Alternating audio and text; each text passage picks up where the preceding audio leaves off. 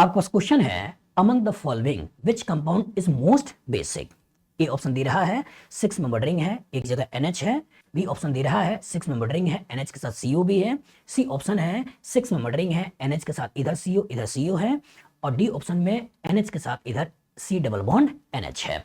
Analyse करिए question क्या है, among the following which compound is most basic. Again question किसका आ रहा है, मोस्ट बेसिक, मतलब बेस का क्वेश्चन आ रहा है। तो बेस के क्वेश्चन को करने के केवल मैंने एक ही तरीका बताया है, आपको दिमाग में रखना है available electron density on donating atom. जितना ज्यादा अवेलेबल इलेक्ट्रॉन डेंसिटी होगा उतना ज्यादा उसका डोनेशन कैपेसिटी होगा। तो दैट मींस अगर ये सारे के सारे नाइट्रोजनस बेसेस हैं तो हमारा फोकस कहां होना चाहिए, हमारा फोकस होना चाहिए कि क्या इस नाइट्रोजन से इलेक्ट्रॉन डोनेशन लगा है या विड्रॉल लगा है, उसे पहचाने। अगर नाइट्रोजन से आपने इलेक्ट्रॉन डोनेटिंग ग्रुप लगा रखा है, यहां रेफरेंस वैल्यू लगा रखा है, और इससे कभी इलेक्ट्रॉन विड्रॉइंग ग्रुप लगा रखा है, तो इलेक्ट्रॉन डोनेटिंग किसी भी रूप में लगे हो, प्लस M में लगे हो, प्लस हाइपर कंजुगेशन लगा हो, प्लस I लगा हो, अवेलेबल इलेक्ट्रॉन डेंसिटी बढ़ाएगा। इलेक्ट्रॉन विड्रॉइंग में -M लगा हो, -I लगा हो, अवेलेबल इलेक्ट्रॉन डेंसिटी घटाएगा।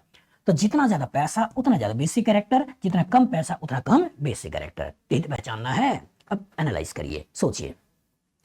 सबसे पहले NH, इसके बगल में कार्बन, इसके बगल में कार्बन, ये भी प्लस I से पैसा दे रहा है, ये भी प्लस I से पैसा दे रहा है, पैसा बढ़ रहा है। दूसरे में आ जाइए, यहां पे देखिए A double bond B, C के पास लोन पेयर, और C के पास लोन पेयर है तो यहां पर कीटोन का जो पार्ट है, ये कीटोनिक पार्ट -M से पैसा खींच रहा है। यहां आ जाइए तो यहां देखो तो इसके लोन पेयर का A double bond B, C के पास lone pair, A double bond B, C के पास लोन पेयर, तो इधर का कीटोनिक ग्रुप भी NH के पैसे को खींच रहा है और इधर का कीटोनिक ग्रुप भी NH के पैसे को खींच रहा है। इधर आ जाओ तो इसमें देखो तो A double bond B, C के पास लोन पेयर, तो ये लोन पेयर इस नाइट्रोजन को पैसा दे रहा है, इनडायरेक्टली इस NHR का प्लस M है जो इस नाइट्रोजन का पैसा दे रहा है। तो एक केस में प्लस I मिल रहा है, एक केस में कीटोन का -M है, एक केस में दो कीटोन का -M है, और एक केस में NHR का प्लस M लगा हुआ है। तो सबसे ज्यादा पैसा कहां है, सबसे ज्यादा पैसा इस नाइट्रोजन के पास है, इसी का बेसिक कैरेक्टर सबसे ज्यादा हो गया। तो ये किसका केस है, ये केस है एलिफेटिक अमीन का। ये किसका केस है, ये केस है अमाइड का। ये किसका केस है, ये केस है इमाइड का। और ये केस किसका है, ये केस है आपका एमीडीन का। यही तो है।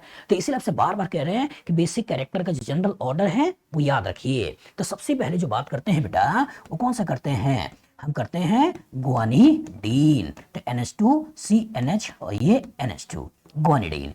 ग्वानिडीन के बाद कौन सा है, ग्वानिडीन के बाद आपका एमिडीन। एमिडीन, एमिडीन के बाद कौन सा है, उसका एलिफेटिक अमीन। एलिफेटिक अमीन के बाद कौन सा है, उसका एरोमेटिक अमीन। एरोमेटिक अमीन के बाद कौन सा है, उसके बाद अमाइड, और अमाइड के बाद लास्ट में कौन सा है, सल्फोनामाइड। यही तो है, इन्हीं को दिमाग में बैठाना है। यहां क्या है, इस NH2 का प्लस M है जो यहां पैसा बढ़ा रहा है, इस NH2 का भी प्लस M है जो यहां पैसा बढ़ा रहा है। यहाँ अल्काइल का प्लस I है जो पैसा बढ़ा रहा है, और यहाँ NH2 का प्लस M है जो यहाँ पैसा बढ़ा रहा है। इसलिए पैसा यहाँ ज्यादा, यहाँ पैसा कम। यहाँ सोचो तो यहाँ अल्काइल का केवल प्लस I है जो पैसा बढ़ा रहा है, यहाँ फिनाइल का वीक -M है जो पैसा बढ़ा रहा है, यहाँ कीटोन का स्ट्रॉन्ग -M है जो पैसे को खींच रहा है, और यहाँ RSO2 का स्ट्रॉन्गेस्ट -M है जो इसके पैसे को खींच रहा है।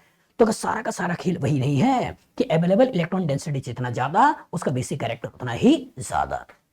जनरल पिक्चर में हम कहते हैं ग्वानिडीन, एमिडीन, एलिफेटिक अमीन, एरोमेटिक अमीन, अमाइड, सल्फोनामाइड। इन्हीं से बहुत सारे क्वेश्चन लग जाते हैं। जैसे एलिफेटिक अमीन हो गया, कहानी आपकी यहाँ है, आपका अमाइड हो गया, कहानी आपकी यहाँ है, या आपका इमाइड हो गया, कहानी आपका और खींचने वाला हो गया, और ये आपका एमिडीन हो गया, एमिडीन की कहानी यहाँ है। बताओ फ्यूचर में इस तरह का क्वेश्चन आएगा, लगा लोगे? गुड।